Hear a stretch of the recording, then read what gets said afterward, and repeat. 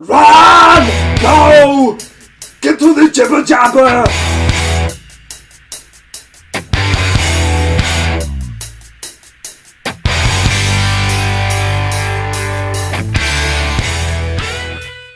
Hi guys, welcome to episode 69 of the Jibber Jabber podcast, but only episode 2 of our YouTube series. How are we doing? How are you doing, Kevin? How are we doing? And everyone at home's like, yeah, Hi, good. I'm probably falling asleep just waiting for you guys. I am good, man. It's been a long week, so I'm looking forward to sitting back with a wee brew and getting it the chat with you. What are you drinking? This is just Tenants, but it's also accompanied by some number 7. Wow. Man, how come you're drinking all the time on these and I'm not drinking on them? It's weird. There's been a role reversal here that is uncomfortable for everybody. Nah, do you know what?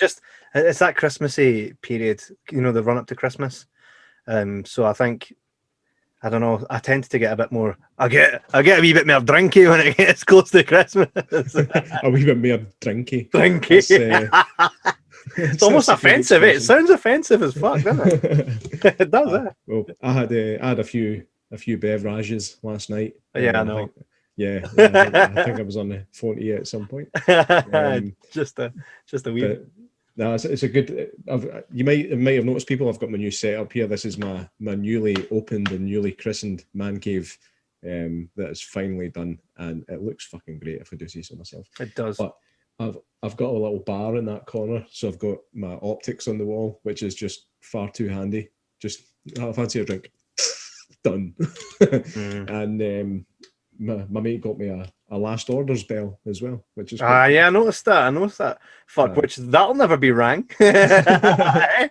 Gathers up, steaming at 2:30 in the morning. Santa's coming. You stop ringing that fucking bell! Your new man cave is actually going to be our new deep dive location, because yes, ladies and gents, the deep dive will return and you guys will be voting. And when we do the deep dive, we're not just going to do it like this, what you can see, but we're actually going to get our production crew and have the 4K cameras set up with all the perfect lighting, audio. So it's going to be something quite spectacular for you guys to see exactly what you voted for. It's going to be a lot better than this fucking lighting that I've got right now. I would have it lighter, but the problem I've got is it's overhead lighting and it makes it look like I've been punched in the eyes. So I just refuse to do it. For those of you that are listening to this purely on audio format, this is the reason you got to come to YouTube and check out our show, as we are now visible. You can now see the Jibber Jabber podcast in all its visibility. Just head to YouTube and type in Jibber Jabber podcast. We will be the first one at the top. You'll see, is it Conan O'Brien is below us? Yeah, it's quite funny. Take that, Conan O'Brien. Honestly, actually, we should actually fucking nail that show with a cease and desist. I know. Because we had it first. I don't know. Did we? I think he did. No, I think we did. Did we? I think we did. Right, I'm hitting him with a cease and desist that he'll never read. Just like all the requests we have to get the actors. In fact, not all of them, because we've had some really good actors coming on, which actually brings me to my next point. We will have a bonus episode for you guys. We recently watched a movie that we'll get to when it comes to what we've been watching, but stay tuned, because we have a really bonus episode coming up for you guys, which you should like, and it's been a good wee find for myself, but we'll get into that. So today we talk about topic of the week. Pause for editing purposes. Topics of the week, J-Mac. Well, as we record this on the 28th, is it 29th that the fight's happening, or is it is now, right? It's happening on the 28th. Right, yeah. So that time different thing, but it's at 4 a.m. for us. So I don't know if we'll be staying up to watch it. In fact, we should. Mike Tyson is coming out of retirement at the age of 54. 3, I think. 53. Is it 53? We probably should have looked that up before. No, it's 54. He's 54. Is it 54? Right. 54, 100%. So he's coming out of retirement at the age of 54 to fight Roy Jones Jr. Now, I'm going to say this before we get in it, right? I am a fan of Mike Tyson's boxing, the same way I'm a fan of Chris Benoit's wrestling. No, quite keen on the guy based on the charges that's been in the past. I don't know how that all went down because it's something I really didn't look into. But with the connotations that is attached to him, if that is in fact real and true, then it's a thumbs down for the guy. But you can't deny his boxing career. What are your thoughts Very true. On Mike Tyson? On the man himself, I think he's definitely a different man now than he was back when he did his nasty, dastardly deeds. Yeah, but what's redeemable though? I mean, I'm not saying it's redeemable. I'm just saying that he's a different person now, which is I mean, it's so apparent when you watch him in interviews. You see him on Rogan and stuff like that. Aye, for sure. It was about a year ago he was on it, and then he decided he was going to do this fight, and he was on the Joe Rogan show again, and he seemed like that old Tyson again. Like he wasn't quite as chill as he was the time before because he was out his tits. yeah. But no, I mean, you can't. The man himself, maybe not the best role model, but fuck me, what a fighter he was back in the day. Yeah, and maybe still is though, right? Well, that remains to be seen, but his training videos look pretty scary. I haven't seen any Roy Jones Jr. stuff. I did see him on Rogan as well. And to be honest, I thought he came across as a bit of a tit. It was, I mean, I know he's a boxer, and they all have to have some kind of ego, but his just seemed really pretty fucking high. And at the end of the day, this is a couple of old dudes having a scrap. I don't know. I think there are certain people that the old dude thing just doesn't quite correlate to. Like, I still think Mike Tyson's gonna really show up tonight and smash fuck Roy Jones. Tyson's just a different breed, man. He's an animal. It's going to be a Creed versus Drago moment. Well, wait there. Are we talking Creed versus Drago as in like new Creed versus Drago, or as in like Rocky IV Creed versus Drago? I mean the real one. Right, Creed versus Drago. No, I don't think he's going to kill. But I think it. Rolling damn cow. I know. I don't think it's going to go to that extreme, but I think it'll be. I don't see Tyson going down at all. If anything, it'll be a draw at the best, and Roy Jones really has to bring it. Do you know what I just thought of there? I don't know why, but that moment in Rocky IV when he's holding Creed dying in his arms, and he says to him, he's like, "You're going to make it. You're going to make it." When has somebody ever made it in a film after somebody said that to him? Oh, no, I don't think. You're going to make it. No. Yeah, motherfucker gone. Hi. Yeah, shout out to Carl Weathers, who was previously on this show. Ish, mate. Were we talking to him? Did we film it? Question. Yep. He was on this show. you also got to tell him about Apollo Creed's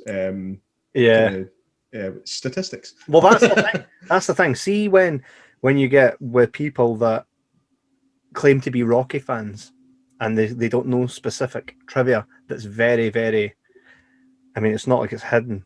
You know, who won that third fight at the end of Rocky 3? Well, watch Creed, because that is answered there. And yet Carl Weathers didn't know, and neither did the boy asking him, you know, who won that fight?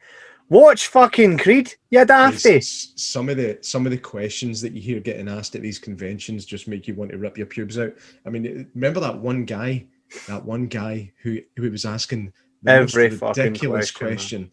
Every question was just pointless or such a well-known answer that there's no point in asking anymore. The point in these situations of getting a Q&A with these people is to ask them questions that they've never been asked before, or certainly that's not in the ether. You know what I mean? It's you can't Google. Something you can't Google. Aye. And this guy, he asked questions of pretty much every celebrity that went on stage, and every one of his questions was horrendous. Fucking shite. Horrendous. And And not only that, we encountered him in Manchester, and then I swear to God, the same guy was in Edinburgh as well. Yeah. But yeah, just if he's listening to this, mate, I don't Stop know your name. going. I don't know your name, but I'm pretty sure you've got a Mancunian accent. So please, next time you want to ask a question, go and get something to eat, because nobody wants to fucking hear it. Yeah, exactly. Aye. So any road. Any road. Why does this keep going out of focus? It's really doing my head in. I think it's your lighting, mate. Oh, it might be, aye. But yeah, I think for anybody that doesn't know, that claims to be a Rocky fan, and you should know, the 2 out of 3 goes to Creed. Creed was the better boxer than Rocky. Rocky was the underdog. Creed was the better boxer. Is what it is. Right? The question we were referring to was who won the fight at the end of Rocky 3, which was the Creed. I mean, it was Creed that won, but that's been nearly 40 years before we found out who actually won that fight. So it was pretty cool to see that in Creed. Other than that, I can take or leave the Creed films.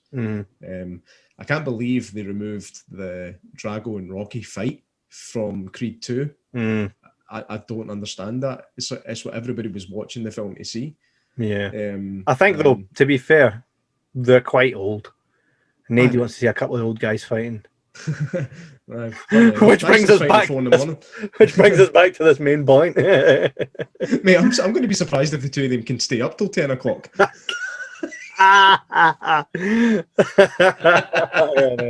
That's funny. Hey, I don't know. Do you reckon? I think Tyson's gonna. You can't bet against them, really. The two of them are excellent boxers, man. It's anybody's game. I think technically, Roy Jones is a much better fighter. Yeah. But Tyson always had the power. Yeah. Not saying that Roy Jones Jr. didn't have power. He did. His arms are ridiculous. But it's for me, it's anybody's game. I want to see Tyson win it because I just know more about Tyson than Roy Jones Jr. He's like you get Muhammad Ali, and then you got Mike Tyson. Some would say Floyd Mayweather. I would put Floyd Mayweather there, but people don't enjoy his matches because they say that it's not entertaining enough. But as Floyd Mayweather says, I'm not there to be entertaining. How'd you win a boxing match? You don't get hit. And I don't get hit. You know what I mean? Imagine how frustrating it would be fighting somebody that you just can't hit. You know what I mean? You can't even land one wee solitary blow. Yeah, and you know what? I think as far as boxing goes, Floyd Mayweather is better than Mike Tyson and Muhammad Ali. They lost. Floyd never. Like, how can you ignore that? The numbers don't lie. I think the problem is his personality. Tough shit. His personality ain't going to make him any shit out of a boxer, though, are they? That's true. Realistically, if your money's going on someday, right? Muhammad Ali versus Floyd Mayweather, who's your money going on? Mayweather. The guy that's no being beat, right? Yeah. Yep. I mean, let's take emotion out of the thingy. You know, who was the greatest ever? Well, the numbers say it right there. Lost 0 matches. Lost how many matches? Who was the greatest?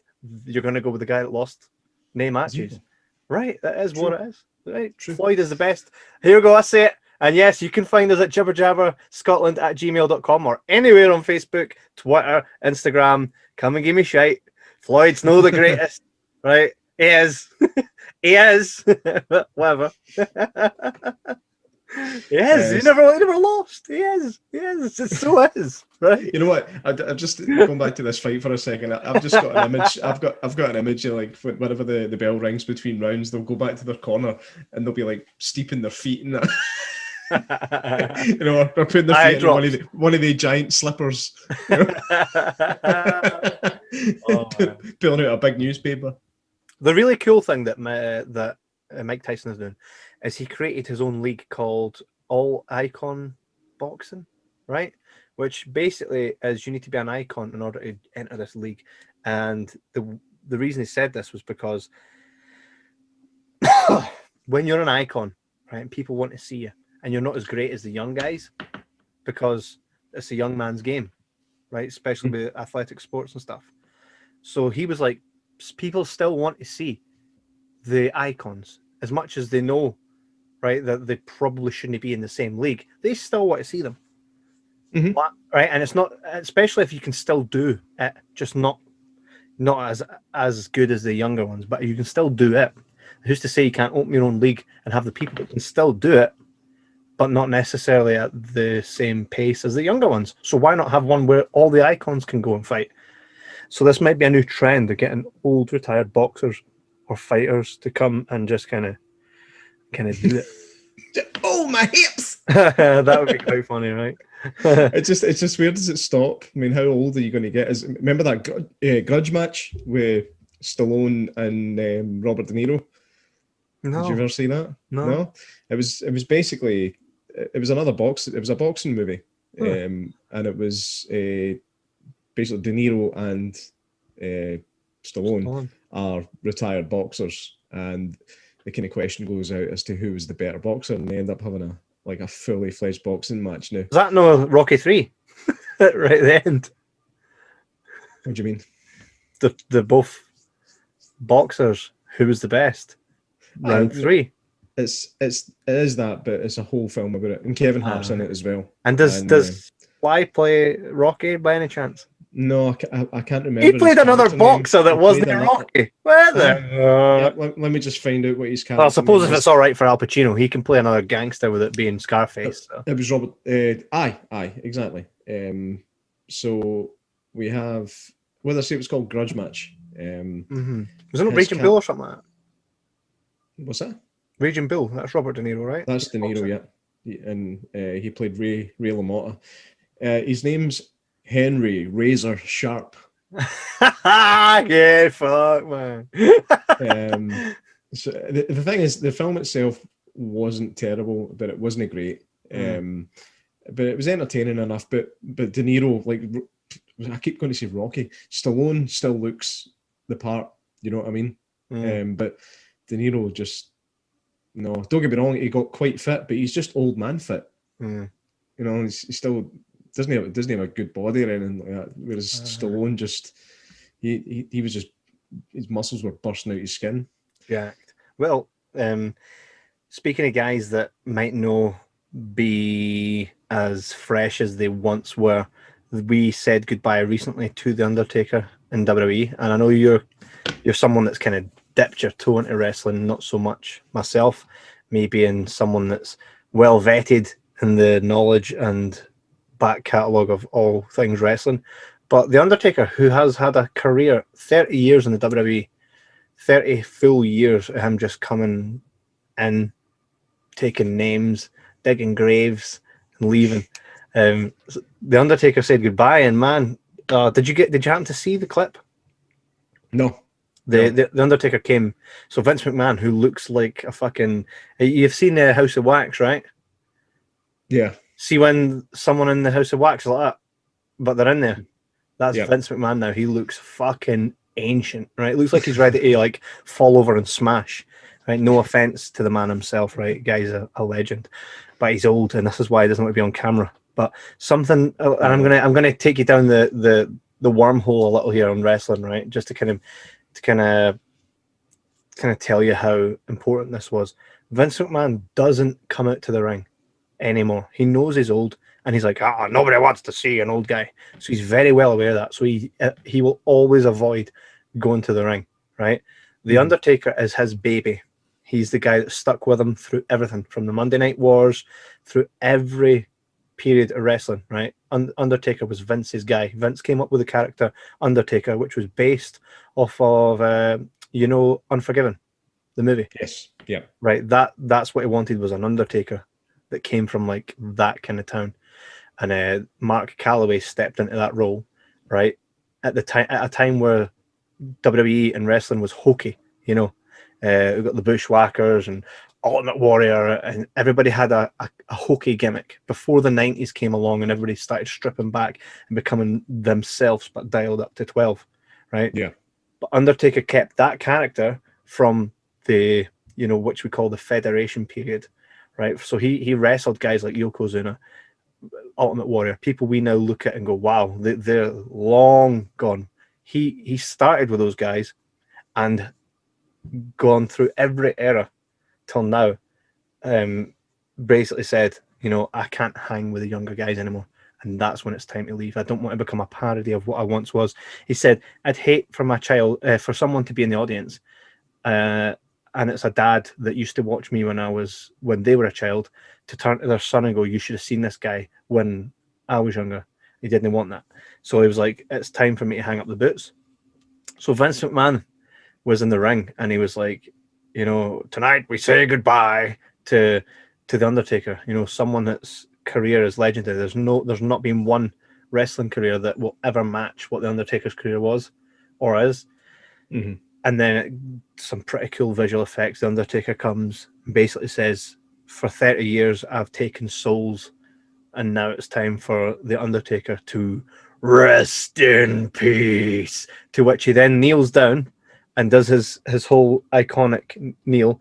And then you hear, oh, yes! And a hologram of Paul Bearer, his manager. Remember that guy with the urn? Paul Bearer? No. No, right. Well, he basically, when you think of the Undertaker, this guy was there. He was the manager. He was the guy who used to come up with the urn and would kind of control the Undertaker. Well, he died in real life about 5 years ago. Right. But a hologram of him appeared, and it was really special. It's like for someone that doesn't know wrestling, it's like Rocky. It's like there being one more Rocky movie, right? And as he shuts the door on his career, he looks back and you hear Mick's voice. You hear Polly, right? Yeah. It's like that. It's absolutely like that. That's what kind of fan service it was. Do you know what I mean? Do you know the hologram thing definitely can work? I've seen it done. I went to see Queen and Adam Lambert a few years ago. And Adam Lambert is a great frontman. Mate, right? I'm totally all for Adam Lambert. Yeah. What I love about him as well is he says, look, I'm not Freddie Mercury, not trying to be Freddie Mercury. I'll take his music and let it live through me. I'm not Freddie Mercury. And that's the best thing anybody could do. Well, what I was going to say is at that gig they did a Freddie hologram basically, and do you know how emotional that was? Mate, I feel like that just watching it. Yeah, just watching it. It definitely does work. And no, I mean, a bit of me is like now, like, did I wish I watched wrestling growing up? Maybe. Oh, mate, because like not knowing nothing about it when it's such a big thing is a bit irritating, to be honest. But on the other hand, I was just never into it. I tried to watch it and I was just, I'm sorry, I was one of these guys. That's fake. I'm not watching it. Well, everything we watch is fake. This is the argument I say everything we watch is fake unless it's a reality show. And which, by the way, sometimes the fucking reality shows are faker than the movies. Right? Oh, absolutely. Everything is, and here's the thing, right? This is why, and I say this as someone who dabbled in wrestling, who spent quite a few years doing it, right? But I would never class myself as a wrestler. But the word fake is so demeaning because the injuries are real. The time you spend away from your family, the sacrifice, it's all very real. The only thing about it that you would class as fake is the fact that it's predetermined and you're working together. You're not trying to hurt the person, but you try to put on a show, you know, like a stuntman would. That's the only difference. And the reason that, I mean, say predetermined, that's fine. It's entertainment. And that's exactly, it goes with all kind of forms of entertainment. Pardon me, sorry. Remember when I was the disgusting burpy farty drinky one? I'm not farting, man. It was a burp. It's a mouth fart. That's a mouth fart. Hey, you've just came up with something that's going on my MySpace. But so Undertaker basically rode off into the sunset, and the worst part about it was the fact that there was no audience there to cheer him off. Because of COVID. But hey, WWE doing the best they can. But hey, 30 years to the greatest fucking wrestler that's ever fucking laced up a pair of boots. Oh yeah. I don't really have anything to drink, so I'll just pickle juice. You're not drinking vinegar. You're drinking vinegar. Again, folks, this is why you need to go to the YouTube show, where you'll find us on youtube.com, Jibber Jabber Podcast. Jordan just took a big glop of vinegar. A glop? A gulp. A glop. A glop? Where's that Plop fiction. Plop fiction. Speaking of stuff like Plop fiction, it's time for what we've been watching. So I'll kick this off, actually, right? Yes, please do. This kind of pertains to movies because there's a movie made on the first book, but the second, the sequel book to Ready Player One has just dropped, and I am halfway through it. Oh yeah, it only came out like 2 days ago, and I'm halfway through it. Right, how is it? Well, I'm speaking to someone that's only watched the movie, right? I turned it off. It was shite. Well, you see, you'll not say that about the book, right? The movie compared to the book, like anybody that ever reads a book will know it's not the same. It's nothing. It's not the same, right? There are elements where I'm like, that's quite cool, but nothing about the movie made me go, they've done the book justice. And I'm happy with the movie just being as it is. I'm fine with that. It's cool, right? I would probably have really enjoyed Ready Player One, the movie, had I not read the book for what it was, do you know? But the fact Yeah. I know the full story, the backstory, and I read the book like 7 times, and I've got 2 copies of it. You want a copy? Yeah, why not? Will you read it? Aye, why not? Are you actually going to read it? Aye, why not? You're not getting it. You're not going to read it. When you're ready to read it, I'll give it to you, right? When I'm Ready Player One to read it. Exactly. So I really love the first one. The first one, it's my favorite book of all time, right? So the second one's come out, and I'm proper engrossed. I'm not going to spoil much here, right? But if for anybody that watched the movie, the basis of the story is kind of the same. You need to get 3 keys, which unlocks an egg, which gives you pretty much full control over gregarious games, which you basically own the Oasis. You are in God mode. Well, in the second book, right, time's moved forward 3 years, and Wade has a decision to make. And if he makes this decision, it may alter the path he's on and create a new hunt for 7 shards. And by the way, one thing I'm going to say, and right, if you're going to read the book, I didn't care. I didn't even care. Get this, right? Get this. Mind how I always say, if you're going to have a bad guy, have him be a bad guy. Yeah? Now, if you're going to make a sequel, try and keep it the same bad guy. Because then it's like, he's still fucking bad, right? Rather than like, oh, what threat we got now? Oh, you can take care of that threat as easy as you did the last one. I like it when there's a consistent bad guy through all the movies. Yeah? It's the Moriarty thing, you know? Right. I like it when Voldemort, he was the bad guy through all of the... I mean, you had your arseholes, but Voldemort was the OG. He was the bad guy, right? Yeah. They're fucking keeping it the same bad guy. Yes. I was like, yes. All right. See when stuff like that happens. See when my favorite book ever, right, brings back the same bad guy. I'm like, yes. So for me, I'm proper cheesing. I'm happy to do that. And probably by the next episode, I'll be able to tell you like what's happened on it. And you know, we'll actually get Jeff back on to talk about Ready Player One, because he actually, before we made the podcast, Jeff, who does the Brewgooders, remember Jeff? Yeah, I remember Jeff. Yeah. Well, he came on. Oh, that was the Kentucky Goblins episode. Yeah. Wasn't it? He came on the right? Well, he actually was the one that got me into podcast, and I was a guest on his because I was a fan of Ready Player One. And I enjoyed being on a podcast so much. And I'd been thinking maybe I'll start one, but this kind of gave me the confidence to do it. And he's then since been on this one, but he does the Brewgooders. He also has written his own comic book called The Spirit of Enki. Enki. I've got it. And his second one's just coming out. So the link will be in the description for you guys to go and buy that. But we're going to have him on, because I done my very first podcast was me going on his to talk about that movie. And it done really well for his podcast at the time. So we'll have him on, man, to talk about it. And you can be the subjective guy that has to go back and watch the movie. And Jeff and I will give you some of the book knowledge, and it'll be a real cool episode. Look at your face, you're like, I don't want to go and watch a movie.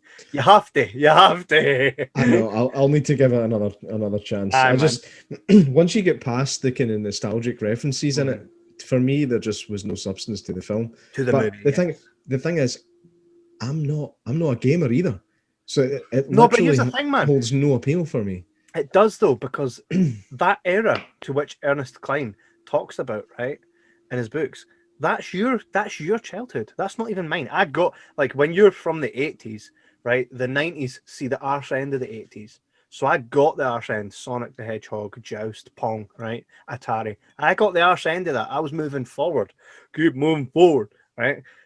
I got the arse end of that. And I went into it. You lived it, right? So a lot of the references to the music, it's all from your time period. That's why I'm saying you really need to check out the first book, which I'm going to send to you on audio. Oh, you're sending it to me now. I'm going to send it to you as an audiobook format, right? Because the audiobook, you can at least move around and day shit while you're listening to someone read it to you, right? So I'm telling you, when we do that episode, it's going to be class, because it's the best book I've ever read. The movie's right? But you need to watch the movie anyway, so we can kind of. But we'll get into that. Another I watched, which you're going to watch, is Best Thanksgiving Ever. This is we're actually going to be speaking to the writer director of that one. That's right. Well, it's funny. Our good friend.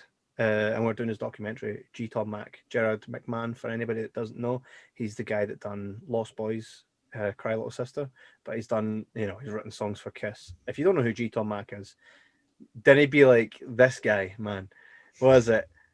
Who's G Tom Mac? Hey, right?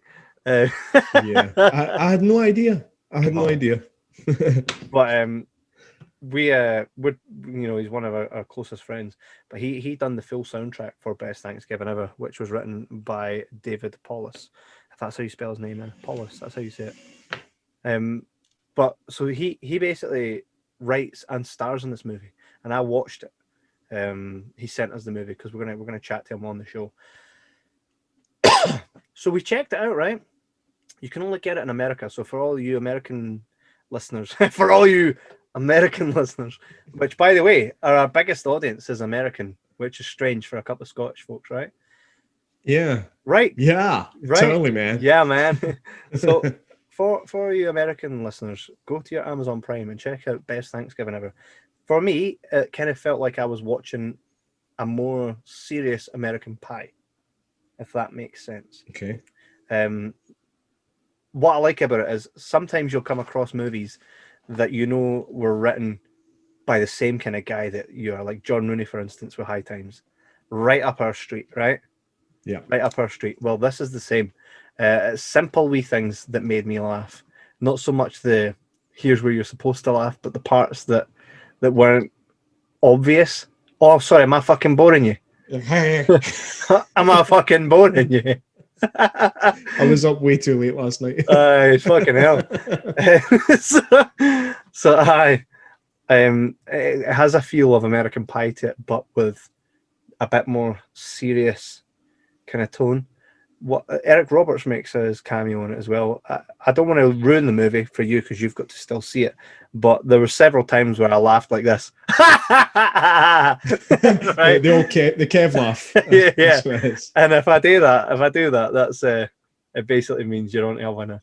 It's the simple stuff. It's because every character in that movie, someone, and get this right, the main character is called Kevin.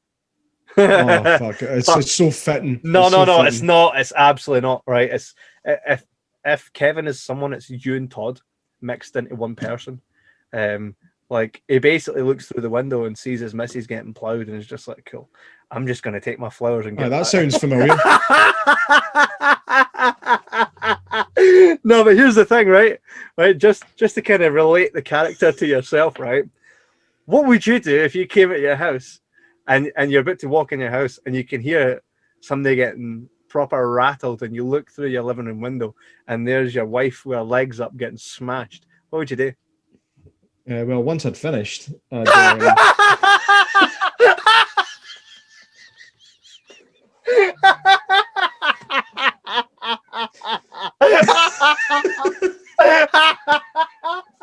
Brilliant, man. I didn't expect that. It's like, oh, what are you doing? Oh, mate, that was too good. You enjoy that? Eh? You got me there. Oh, what? See, shit like that. This conversation is that movie, right? This is why, for anybody listening at home as well, not sure how you can get it if you're from the UK, but you're just not going to get it. But anyone from the US, check it out. It's that funny. That was class. But, do you know? I seen somebody online. I'm on this Facebook group about ringing bells around the world on Christmas Eve. Do you know about this thing? It's like the whole world at 6 p.m. in their time is going to stand at the front doors like they did for the NHS and clap. We're going to stand outside and ring bells for Christmas. They all sound like a load of bell ends. Mate, honestly, there's this. People keep talking about Thanksgiving on this thing, right? Obviously, Americans, which is fine. That's a holiday theirs. But somebody asked the question, and I'm going to do the voice that I imagine this person has.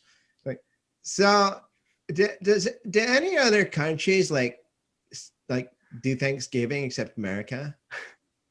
It's like, no.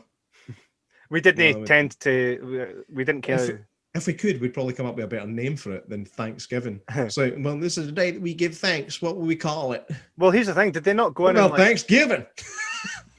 Did they not go in and like smash fuck at all the Indian fellas?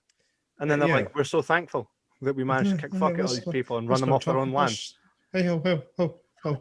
They don't know about that. We're so thankful that we had better weapons. It's like, I'm praying to my one favorite American. Jesus. I don't really know. I don't really know much about Thanksgiving. It's something I probably should look into more. But I don't know. It's just it's another day to eat turkey, as far as I'm concerned. Like Christmas. But the annoying thing is it started filtering over here in the last 10 years or so with the fact that we get Black Christmas deals, which is a lot of shite. Black Christmas deals. Black Friday deals. I've got movies on the mind, man. That's the problem. Fucking Black Christmas. Black Friday deals. Black Friday is solely to do with Thanksgiving. So why it affects our economy, I don't fucking know. It's just stupid. Black Friday deal, everybody. It's like, what's Black Friday? Oh, it's to do with Thanksgiving. Right, I'm Scottish. Get yourself to fuck. Hey, mate, you can't whack a deal. Mate, the annoying thing is all the deals are shite. All the deals are based on inflated prices. They'll put the price up for a couple of months before that, knowing that they could sell it, saying there was £30 off it on Black Friday. It's all a con. And my wife falls for that stuff all the time. She'll come home with something. So, see what I got? I was like, why did you buy that? Because it was on offer. It's like, but it's shite. Just because something's on offer doesn't mean you have to buy it. So true. So true, man. What have you been watching? You're sitting there with your clothes hanging off, like holes in all your stuff. You're starving, and she comes home with an ornament. You're like, really? What have you been watching now that you've got your big projector up there in the cave? Yes, over there is my cinema screen. This is basically like a little home theater, and it's so good, man. I'm watching movies on this that I wish I could see at the cinema. Mate, we've been doing that road. We've been doing that road. This is as close as I can watch what I want. You know what I mean? Mate, we had that opportunity before lockdown. We could watch what we wanted in an actual cinema. Yeah, but it took months of planning and selling and all that. But this is and we got paid nothing. That's right. Just to be able to choose what I'm watching is just amazing. So I watched Saving Private Ryan on the big screen, which you don't realize how good that. I mean, everybody knows it's a great film, but you don't realize how good it is until you see it. Mate, Omaha Beach. See when that boy gets shot in the pass.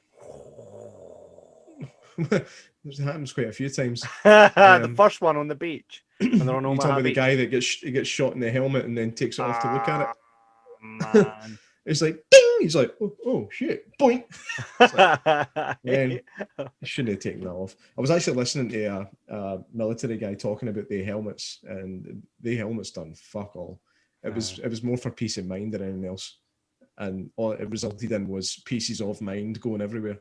They were rubbish. They were. It was just like a thin piece of kind of pressed metal, and it did fuck all. The Kevlar ones have gotten out a lot better, but those World War I helmets were not worth shit. I hear that they said that having a medic badge on you was like a target. Pardon me. Well, technically, going by the rules of war, having a medic badge was basically you were invincible. They shouldn't shoot medics. It's one of the rules of war, is that you're not allowed to shoot medics and you're not allowed to shoot the chaplains. Well, let's think about how fucked up that is. The medics don't have weapons. They did, didn't they? No. I thought that was only Andrew Garfield that didn't take a weapon. No, it's probably why he ended up being a medic, because he wouldn't take a weapon. No, but even the medics in that movie, we're talking about Hacksaw Ridge. For anybody that's not seen it, definitely check it out. Probably one of the best ones. That was a film I actually thought it was boring up until it kicked off, and it was absolutely mental. Well, here's the thing, right? Let's get into this a wee bit, right? See me, I'm all right with war movies. By the way, sorry if I'm wrong about that medics not having weapons things. I apologise, but that was my understanding. Here's the thing in that movie, right? Set around the same kind of time period. World War II? Aye, right. Andrew Garfield didn't want a weapon, and they were trying to force him to take it because it was unheard of that the medic wouldn't take a weapon, and that's why I think maybe you might be incorrect. I don't know, right? And it wasn't there, mate. Right? Here's the thing, right? I wasn't a big Andrew Garfield fan until then. I thought as Spider-Man he was quite bland. I don't like Andrew Garfield. No, not mate. See, there's two people I've changed my mind on, right, over the last couple of years, and it is Robert Pattinson and it's Andrew Garfield. Andrew Garfield's performance in Hacksaw Ridge was fucking insane. I really enjoyed it. And Robert Pattinson, I saw him in two different things. There was something my wife was watching, and I was like, he's so different in this, which was cool. But it was that other thing. Was it Henry VIII? No, Henry VIII. What was that thing that came out on Netflix with Robert Pattinson in it? He plays like It was just weird... called. I think it was just called The Thing. He was playing the king of France, I believe. Mm-hmm. What was that called? The King. I'm not sure it is called The King. Something like that. Eh? It was along the lines of Outlaw King. It was the story of Robert the Bruce, wasn't it? That was Outlaw King. No, but aye. It wasn't Robert. This was just called The King. Yeah. Was it? It was. Yeah, it was. 100%. I really think Robert Pattinson was good in that, and I'm really looking forward to seeing him in Batman. What are you reading? I'm about the medics carrying weapons. Oh, you're trying to pull it up, Jamie. I'm so good at it, eh? So don't worry, we'll wait. So during World War II, for example, Allied medics serving the European and Mediterranean areas usually carried the M1911A1 pistol, while those serving the Pacific theatre carried pistols or M1 carbines. When and if they used their arms offensively, they then sacrificed their protection under the Geneva Convention. What? Right. Okay. So they could carry weapons for their own personal safety and to protect people they were caring for. Mm-hmm. But if they used the weapons, they were then allowed to be shot, I think, basically is what. Well, here's what we'll do. Anybody listening to this that may know a bit more about the medics or may know someone that told their story about being a medic in World War II, you can find us at www.jibberjabberpodcast.com, where you can find many different ways to contact us. You can even go to our Facebook profile, which is Jibber Jabber Podcast, or you can head to Jibber Jabber Podcast. No, Jibber Jabber Scotland at gmail.com, and you can send us an email and let us know the true ins and outs of what a medic, the etiquette of a medic from World War whatever, right? Just kind of give us a wee bit of history lesson. And if you do that, we will read it out next week for you guys, and we will learn a lot more about medics. What else have you been watching on your big screen? I've been watching. I started watching Terminator 2. On the VHS I gave you? No, actually, no. Okay. On the DVD. It's not even Blu-ray, unfortunately. I don't have it on Blu-ray yet. But hey, I will at some point. You will. But yeah, I've got a Terminator box set VHS thing, which is the coolest thing I've ever owned. Got it in an antique shop, which is fucking depressing. We done a full episode on Terminator 2. Yeah, we were going to do another one. Remember, we were going to do part 2. Yeah, but it broke. We started it, but it broke. Yeah. Oh, is that one of those times when but mate, how far have we come? Right, we never have episodes like that anymore that just don't air because they broke. That's that fucking ruined. Exactly. You might as well smash your computer now, man. I know. What other great movies have you been watching on the projector? I watched The Grinch, the 2018 one. This guy. Yes. No. This guy. No. I watched the 2018 one. It's the one that my son likes. He likes the other one a wee bit, but he prefers that one because it's animated. And I'm going to be 100% honest with you, Kevin. I believe that the animated one is better and funnier. You are talking out your arse. All this man cave stuff's clearly get to your head. Have you even seen the original Grinch? Hi. Mate, Jim Carrey's Grinch is the best Grinch, mate. That's my childhood. Like, see, just hearing the music from that takes me straight back, mate. The Grinch is my ultimate favourite Christmas movie, just ahead of Home Alone 2, Lost in New York. Why Home Alone 2 over Home Alone 1? Because it was better. Sorry, but I'm going to be that guy. My experience of both movies. Well, here's the thing, right? When I was growing up, Home Alone 2 was that was released more recent for me to see it when I was a child. So that's the one I saw before I saw Home Alone 1. And for me, you know that song, Nobody Ought to Be All Alone for Christmas. Ah! That song. I don't know that one, no. That song, mate, takes me straight back to being a happy child on Christmas. And this is one of the things I love about movies is it doesn't matter what everybody says it. Doesn't matter if it was panned like Mac and Me, right? It doesn't matter if you enjoyed watching that movie as a child.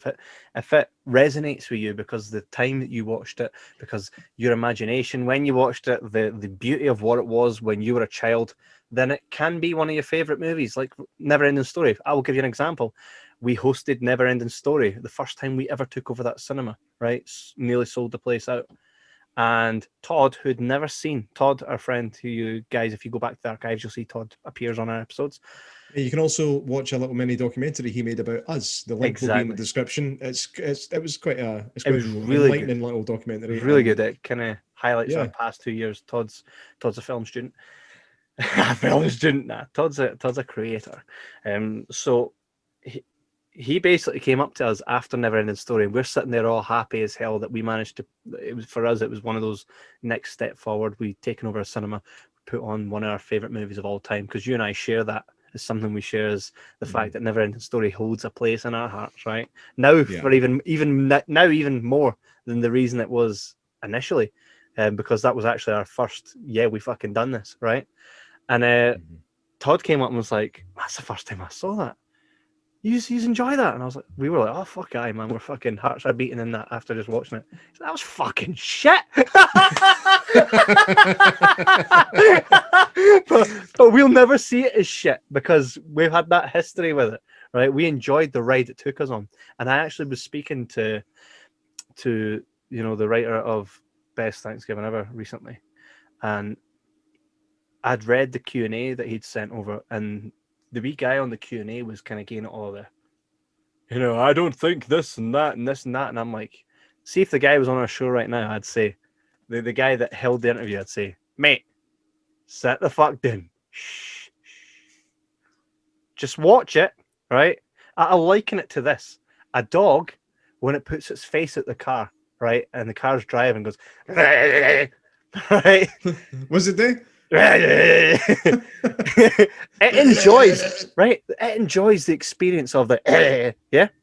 Uh-huh. It doesn't question what it's enjoying, right? It just lives in the moment of enjoying it, letting that car take him where it's going, and it enjoys the experience. I wish I could enjoy anything as much as dogs like sticking their heads out. Right. So I liken watching a movie to that. Stop picking it apart, right? Nothing in this universe is perfect, right? But for a movie, it's interpretation. What does it do for you? And that's the way I've always watched movies. That's why some of my favorite movies, people would say, are fucking utter stinkers, right? Like The Grinch. We're going back to this, mate. Right, let me tell you right now. That is. What do you mean back to it? That's the reason we're talking about this, mate. That is. I know. That is one of my favorite movies of all time. Right, just everything about it, man. Jim Carrey. I just find it uncomfortable to watch. How? I find the Who's off-putting to look at. I find the characters in general pretty irritating. Jim Carrey, although he's Jim Carrey, fuck off.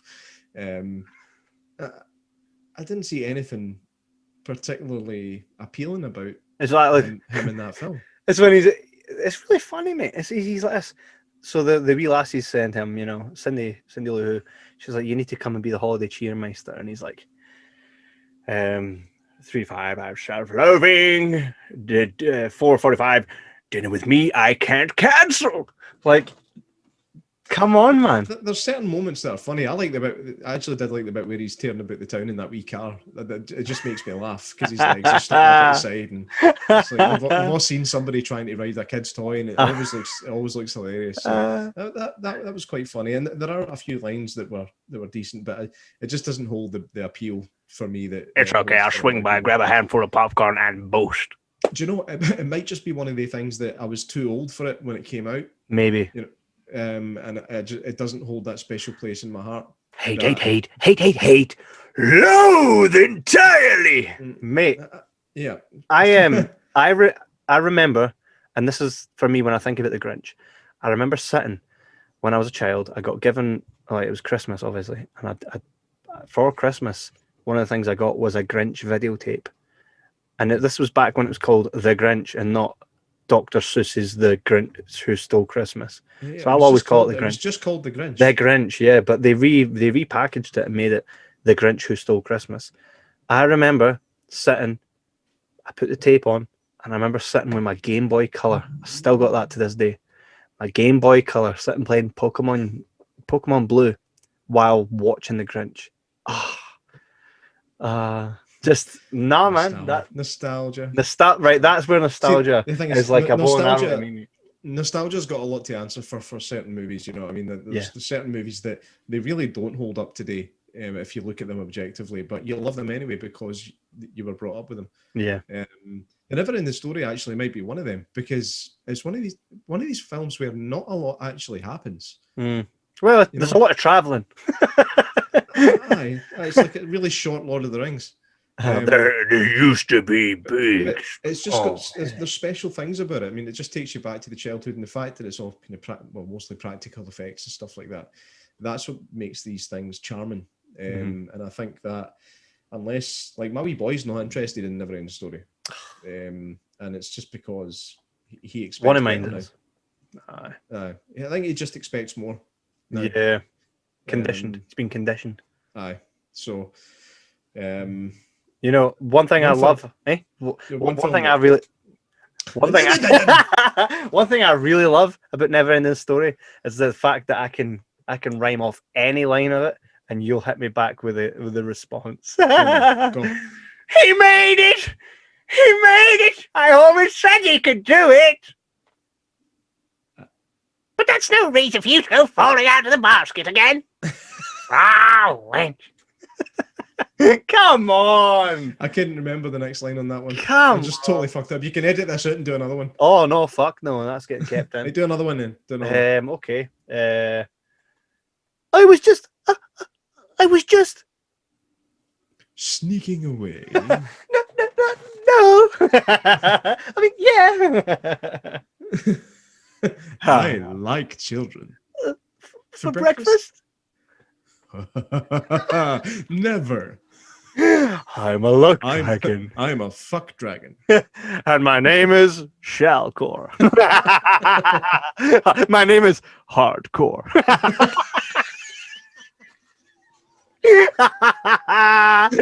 Hardcore the sex pest dragon. Yes. Oh, Shagcore. It's when she injects him, he's like, Mate, it's the tongue. He goes, and he does it as well at the end when they're chasing the bullies. He goes, ah! All right. Ah! No wonder the kids are running. We just stumbled. I swear one of those kids is Jonah Hill and the other one's Paul Walker. I know, right? I know. That's when back when they were good bad guys, bullies, man, chewing the gum. Get back in there! No, not again.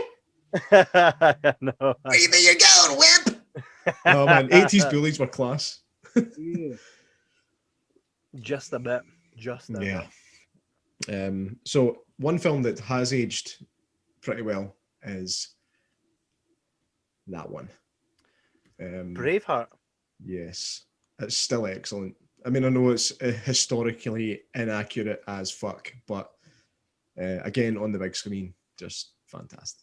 We'll need to do that. You know, we had David Mackay, who was in Braveheart, on the show recently. The English are too many. Aye, we did. That was a really fun conversation as well. 2 seconds. I'm going to have a sip of water that I don't have. If we just bash through the show really fast, then you can go and get some. Which brings us to our next part, the next part of the show, and I'm looking forward to this. Marketplace Madness with J-Mac. Yes. Now, again, for those of you not familiar, Marketplace Madness is a little section where I discuss something fucking stupid that I've seen on Facebook Marketplace. People go on there to sell their unwanted crap, or sometimes not. In fact, no. This is actually a wee exception to this. Normally, it's things from Marketplace I send you. This one was from a community page. Now, community pages can be even worse. Okay, but the community page is where this one come from. But anyway, somebody had found a mobile phone, and posted it on that site. It was my local community page, and it was a photograph of the phone with the and it was captioned, "Anyone lost a phone?" It's like, well, if you fucking found one, the chances are somebody lost one. No other information. If it said anybody lost this phone, I found it at such and such a place, that would have made sense. But anyone lost a phone? No, it just magically appeared, broke.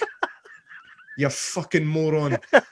It's lack of detail is one thing that really gets on my chesticles. And honestly, like, anyone lost a phone? Well, yes, someone has. That's why you have it. You fucking dingleberry. Mate, you know, that kind of reminds me when people go like this. It's someone's driving license with a picture of the person, and say it's, for example, Laura Davies. Hey everyone, found a driver's license. It says Laura Davies on it. Can you all share in the hope that she finds it? Why don't you just Facebook Laura Davies and look for the cunt you can see on the... Because they want to make it look like they're good Samaritans. Yeah, they're trying to get points. Oh, that was so nice of you to do that. Oh, you're such a good person. You're not. You're an attention-seeking fuck. Yeah, no. Just leave a driver's license where it sits, man. It's nothing devious. No, just do a bit of research. That's all it takes. All it takes. The chances are the person's on Facebook. You know what I mean? Most people are or have been at some point or know somebody that is. You know, it's... Another annoying thing is, I'm pretty sure your driving license has your address on it, so you could just take it to that address. Magic! It's magic how these things work. Who'd have thunk it? Who'd have thunk it? And so yeah, if you find something, it is nice of you to try and find the owner if there's no clues to who that person is. But when you're trying to find the owner, be a bit more specific with the information. Anyone lost the phone? Fuck me. This brings us to our main topic. Our main topic today is our favorite female leads, which, by the way, have always existed. This isn't a recent phenomenon. This hasn't happened just because everybody's bitch moaning and complaining about it. This has been happening for decades. So enjoy the fact that these films exist and stop forcing a false narrative that it never has, because it fucking has. It has. Enough. So we're going to talk about our favorite. Now I'm going to I'll kick this one off. One of my favorite female leads is an animated movie called Mulan. Okay, who is it? So far, Mulan is the female lead, and you know, I think it's really good because it does tackle a lot of stuff, you know, a lot of issues that, and it's set way back when, so it is it has got that whole, you know, speaking when not spoken to kind of thing going on, right? She's treated less than a man by men, right, which is wrong, and you know, she shows more heart, and she flips the tide, just like the emperor in the movie says, one single grain of rice is all it takes to flip the scales. And that's exactly what happens. She's that single grain of rice. She shows that, you know, women aren't just, and this was in a time where they were treated like that, they're not just homemakers, people there to see to the man, you know? Yeah. And she's got fight, she's got spirit, and she fucking, for me, growing up watching this on videotape, VHS, again, something I got for Christmas, watched it over and over again. I could literally, I could mouth the words bit by bit of that movie. It's one of my all-time favorites. Hey? I've never seen it.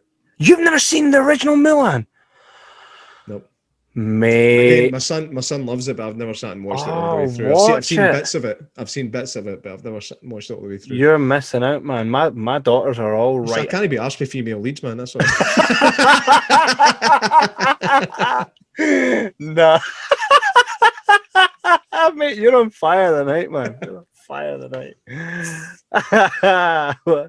No, she was, for me, she's bloody brilliant. Like many other female leads that we grew up watching. Yeah. What who are you going to bring up? Well, for me, I'm going to say Sarah Connor in Terminator 2. She was on my list. She was in on Terminator 2, because the Terminator 1, she is pretty much a damsel in distress. She becomes, though, you see right at the end. Right at the end of the film is when she becomes a You're strong terminated, fucker. Yeah, you're terminated, fucker. So yeah, there is an element of it in the first one, but more in the second one. She is badass in that second film. I mean, she's obviously getting very poorly treated in the mental hospital that she's in.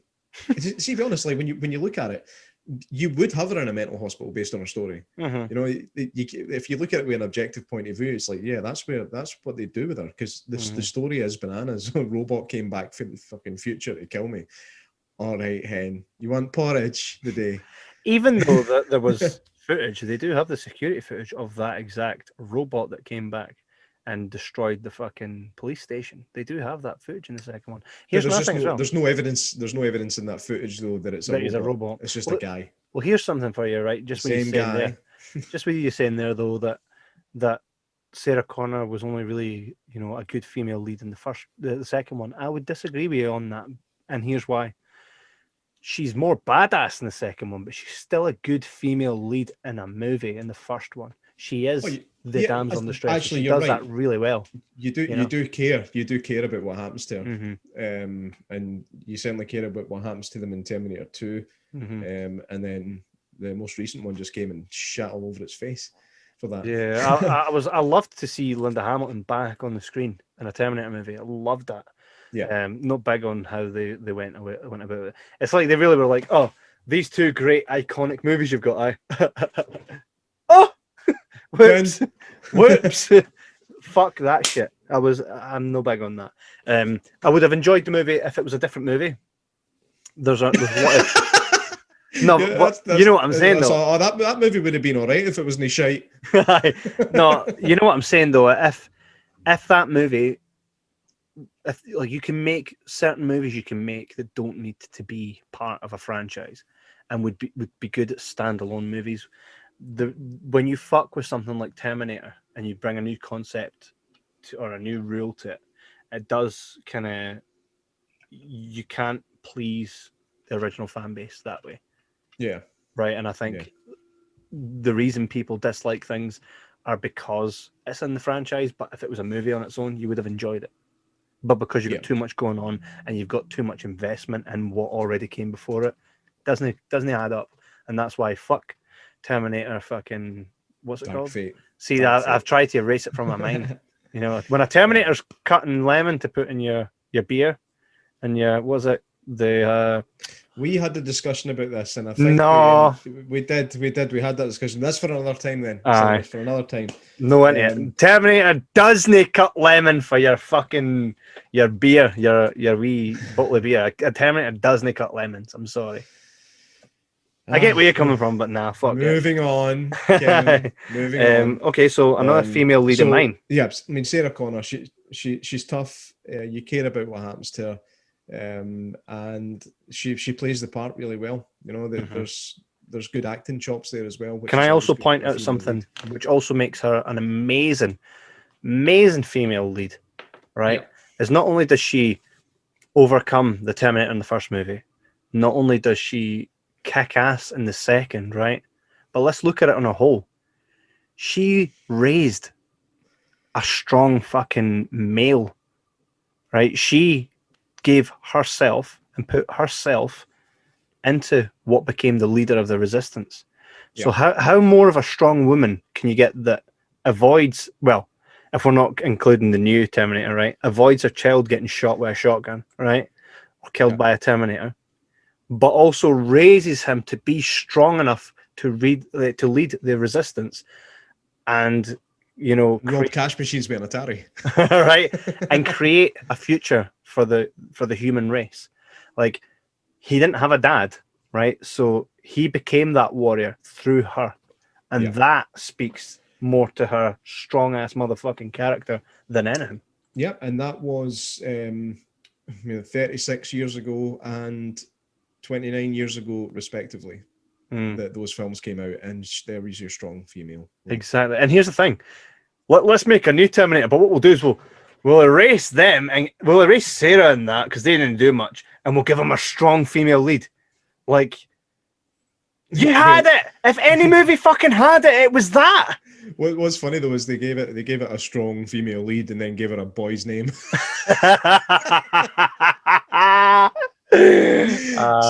you're gonna save the world, Danny. That'll show them. If Fun. ever they didn't need any extra, like they kind of erase. They didn't erase, but they kind of were just like, "With Sarah Connor, let's just let's put you over here." And whoa, look at what this female's doing. Like, have you not been paying attention, for fuck's sake? I did like the Mackenzie Davis character though. I did like that, and she got strangely more attractive as the film went on. I found, just for me. I just think that movie had, if they were trying to prove a point with the whole, strong female thing, which Hollywood have been doing the last couple of years, if they were trying to prove a point, they should have just gave another chapter to Sarah Connor. She was already fucking there, man. She's hit a home run, came back and fucked it down the throat of any guy. Do you know what I mean? I like your choice of words. She pulled her dick out and slapped it on some guy's face. Right, that's how fucking strong she was, man. Yeah. So Sarah Connor's definitely on the list of favorite female leads. One of mine actually. Right up there. One of mine. One of mine that I don't think you'd have on your list is actually Julia Roberts' character in Sleeping with the Enemy. For the second half.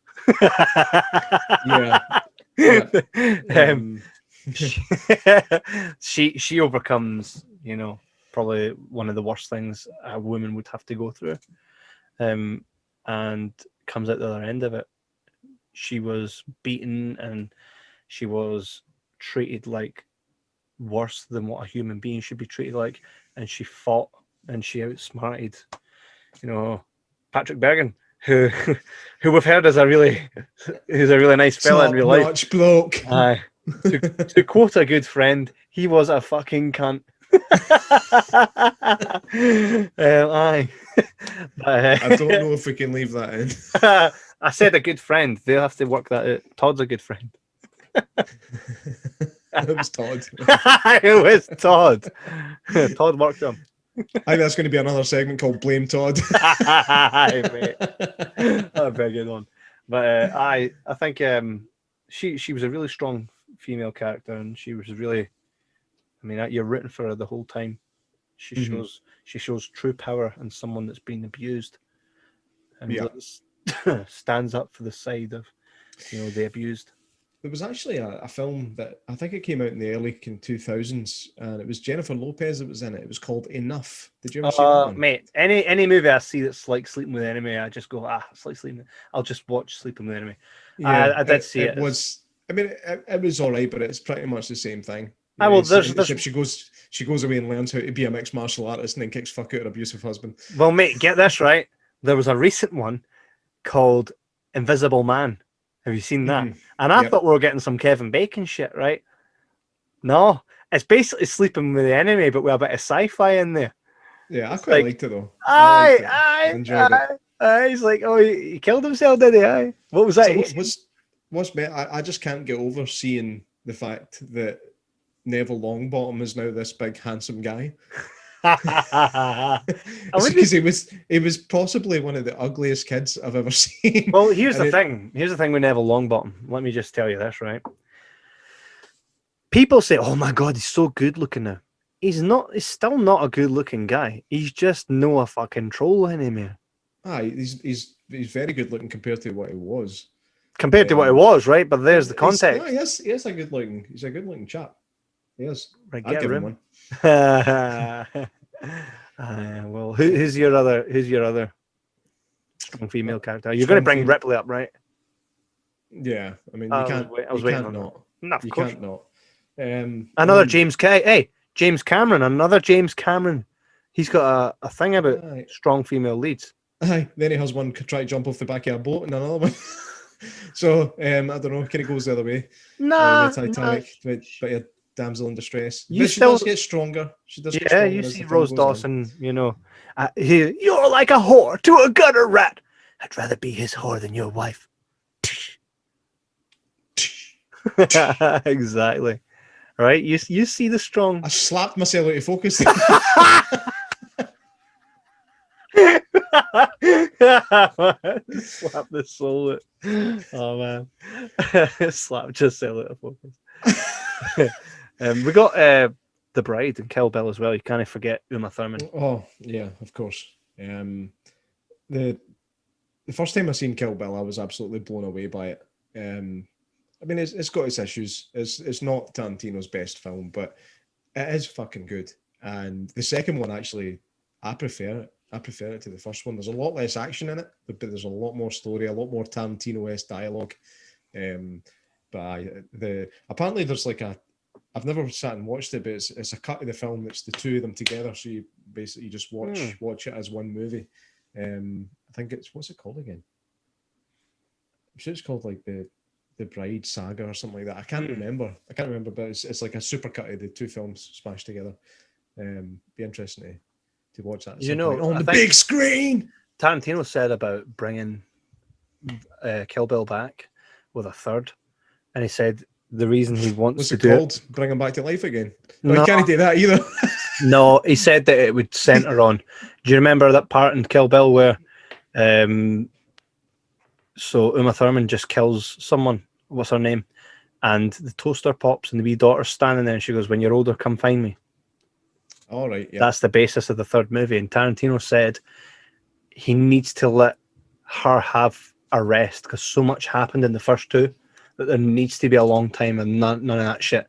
But that daughter's coming for her, and that's Kill Bill 3. And I'd love to see that. The only problem is Uma Thurman's no keen on working with Tarantino again ever since Harvey Weinstein started touching a bit. And also they kind of crashed Uma Thurman's car and was just like, get on with it. It was a bit like, I stop whining, you bitch. But you know, and just on another note, sorry, let us not forget that David Carradine died because he choked to death having a wank. Well, did that happen, or did he get some Bruce Lee treatment? Nah, that what happened? Aye. That's what happened. Aye. Aye. Well, to be fair, we don't really need him for Kill Bill 3. He kind of gets the treatment in Kill Bill 2. So with what's it called? The 5-point palm exploding heart technique. Yeah, I'd rather. No, it'd be much better if they walked away and shat their pants after 5 steps. Right? Take 5 steps and then 5 steps and then 5 really wide steps. Do you have any more strong female characters that are your favorite?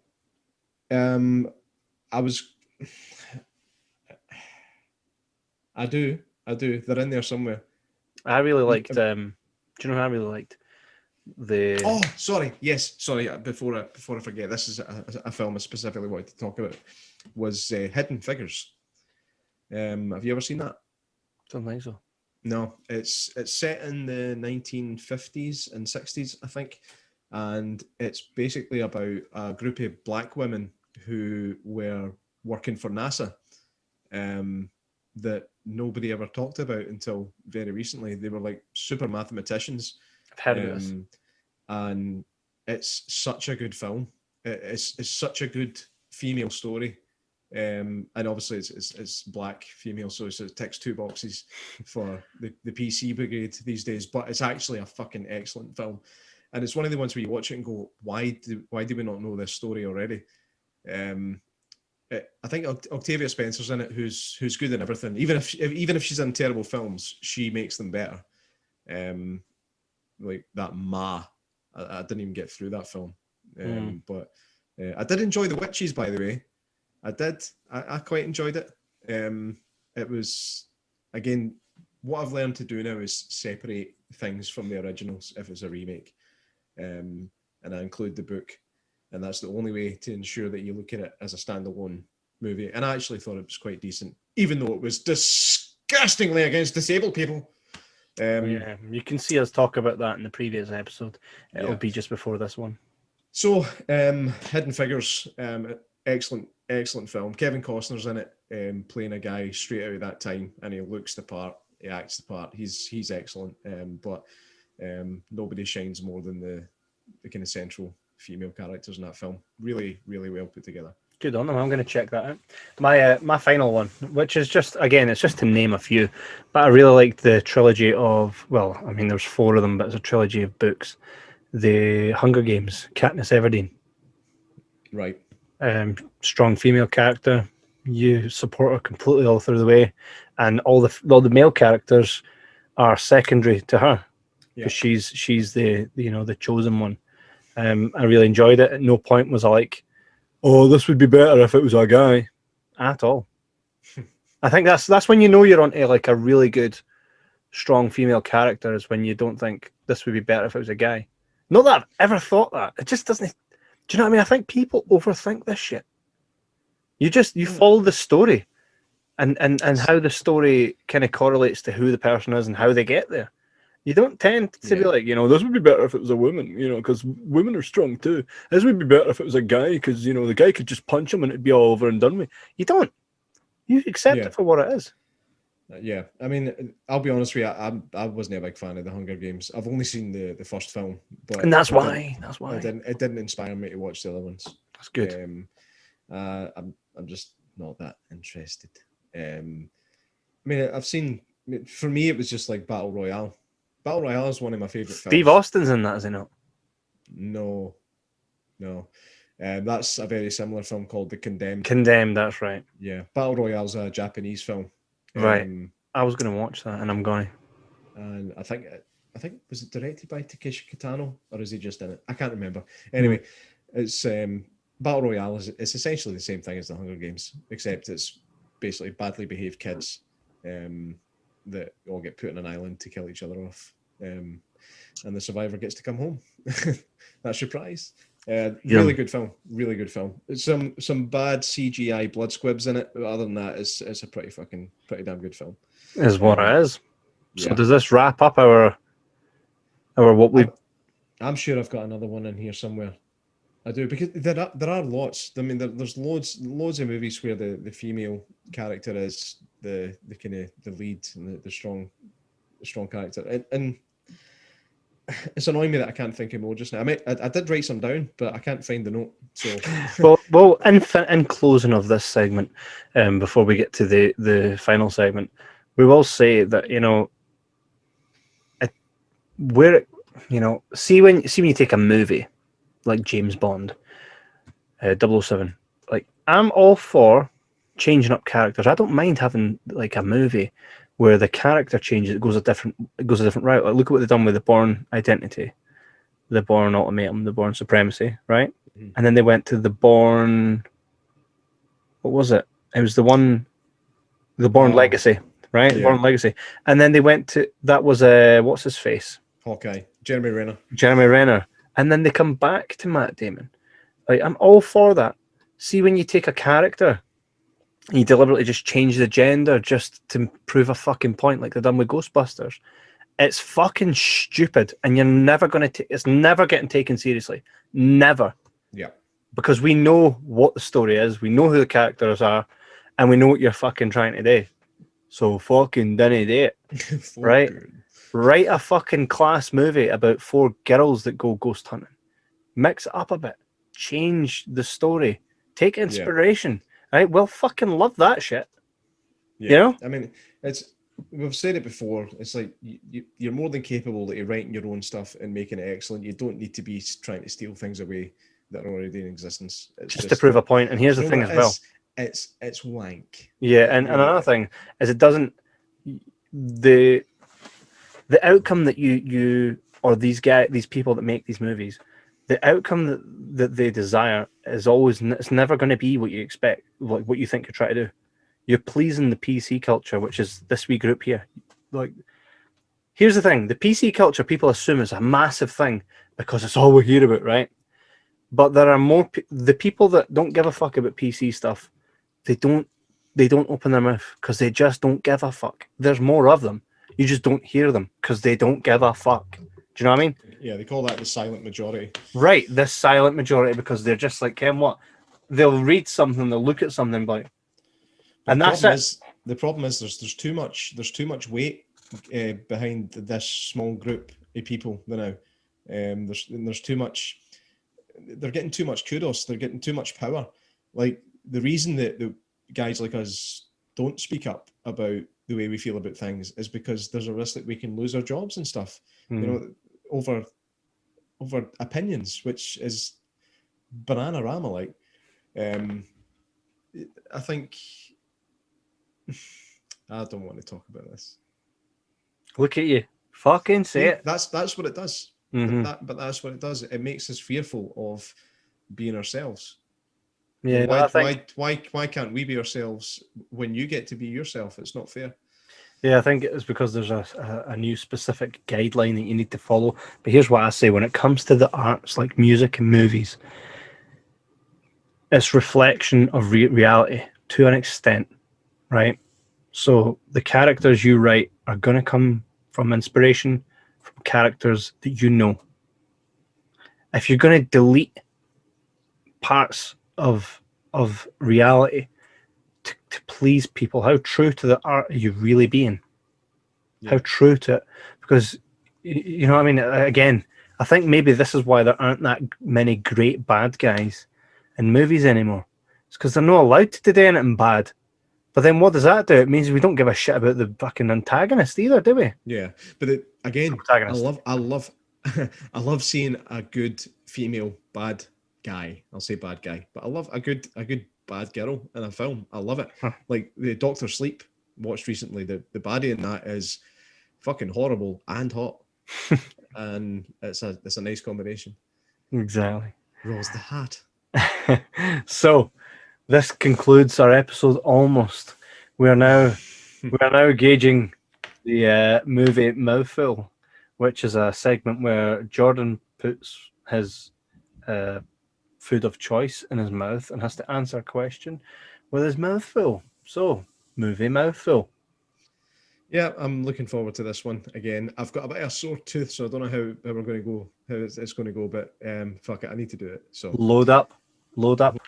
Right, and this week's for the choice you seen earlier on is pickled egg. Pickled egg, mate. Pickled eggs are class. I love pickled eggs. How many can you get in your mouth? I think I'll start with one and see how it feels. Come on, it's not like you've not had two egg-shaped. Okay, J-Mac, what's your favourite quote from Braveheart? From Braveheart, I would say it's a bit I really like. It's of the speech skill of the tricks. I was like, was everyone to think all of this from this day to that? To come back here and tell our enemies that they may take our lives, but they'll never think. And freedom! Yes. Kudos, mate. Kudos. You win at that. Oh. That's a clip. Oh, that's a good one. Damn right, boys. Damn right. So, thanks, guys, for sticking with us for the. I've got egg all over my fucking pop filter. Thanks, guys, for sticking with us for this full episode. It's class that you stick around. What happened there? The fucking wheels fell off that. Thanks very much for watching this episode. And it's class that you guys stick around. And based on the numbers from previous episode, you guys are still sticking with us. So thanks very much for that. If you guys enjoyed this episode, you want to see some stuff, you got any requests, send us an email, write us a comment, leave a review. If you don't like it, let us know what you don't like. We'll have you on. We will berate you. Something fucking rotten. I'm kidding. What the fuck note? What the fuck no? You want to like it? What the fuck note? So if you guys enjoyed this, make sure to leave a review and let us know what you enjoyed. If you didn't, let us know what you didn't enjoy. It's cool. You know, we take also, a lot of hate as well. Yeah, also, if you've got any suggestions as to what you want us to talk about, send them in to jibberjabberscotland@gmail.com or get in touch through Facebook or Instagram, Twitter, or MySpace. Anyway, or everything that United. Well, anything that you need to find, you can find at jibberjabberpodcast.com. Go there.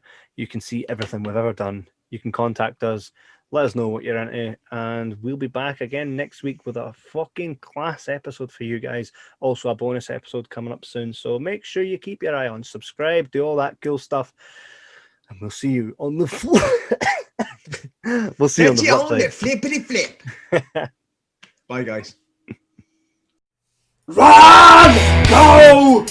Get to the jibber jabber!